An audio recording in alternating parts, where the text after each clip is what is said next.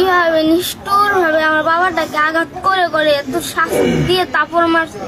আমি একটা জিনিস চাচ্ছি যে তাদের ফাঁসি হোক। আমার বাবার স্বপ্ন ছিল আমার একজন ডাক্তার হবে। আমার বাবার স্বপ্ন পূরণ হতে দেয়নি। ওদের কি সন্তান নাই, ওর কি স্ত্রী নাই, জানে না যে ও আমার হাজবেন্ডে যে মারতেছে। আমার স্বামী মরে গেলে আমার কি হইব, আমার সন্তানে কি হইব? আমার সন্তান তো বাবা হারা যাব।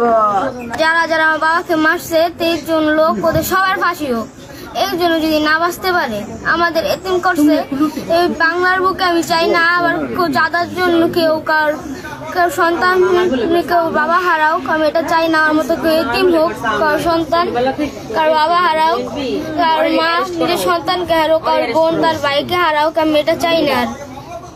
আমি এটা চাই যে মাননীয় প্রধানমন্ত্রী ডক্টর ইউনূস তাদের কাছে একটাই শুধুই থাকবে কি যে আমার বাবার বিচারটা হোক। যারা আমার বাবাকে এত অত্যাচার করে মারছে তাদের যদি ফাঁসি হোক।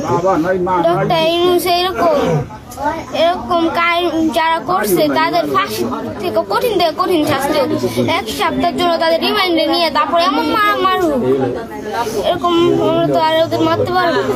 আমাদের বাসায় ছিল বললা বেরোয়েছে তাড়াতাড়ি আসবো, তোমরা আমার না আসা পর্যন্ত গেট খুললো না। কেউ আসলে গেছে, যা আর আসলো না। আমি ব্যবসায় হবো, এগুলার বিরুদ্ধে আমি শব্দ করবো বড় হয়ে। আমি চাই না আর কেউ কারো কিছু হারাক।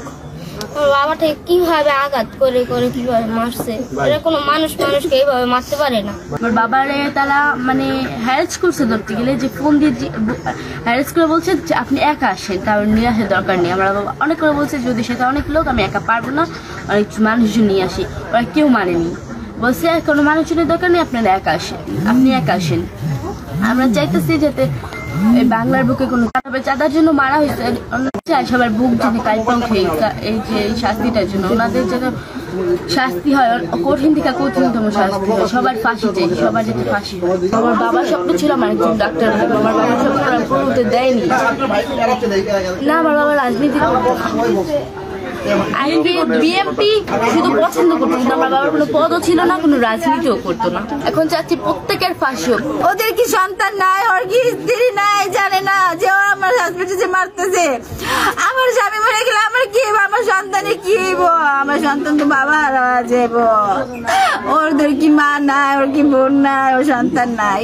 একবারও ভাবলো না এই কাজটা করার আগে যে আমার ছেলে মেয়ের কি হইব, যে ওর মারতেছি, ওর সন্তানগুলো কোথায় যা দাঁড়াইব, ওদের ভবিষ্যৎ কে দেখবো? আমি আপনাদের কাছে অনুরোধ করি। আচ্ছা, সে কত বছর যাবত ব্যবসা করতেছিল ঢাকায়? সে রানিং 5 বছর ধরে ব্যবসা করতেছে। এর আগে উনি মিটফুটেই চাকরি করতো।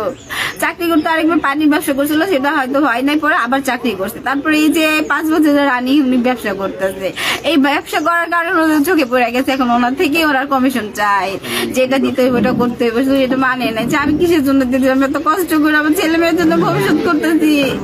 সেই কষ্ট ওরা সফল হইলো না, সেই কষ্ট আমার স্বামীর একদম শেষ করে দিল।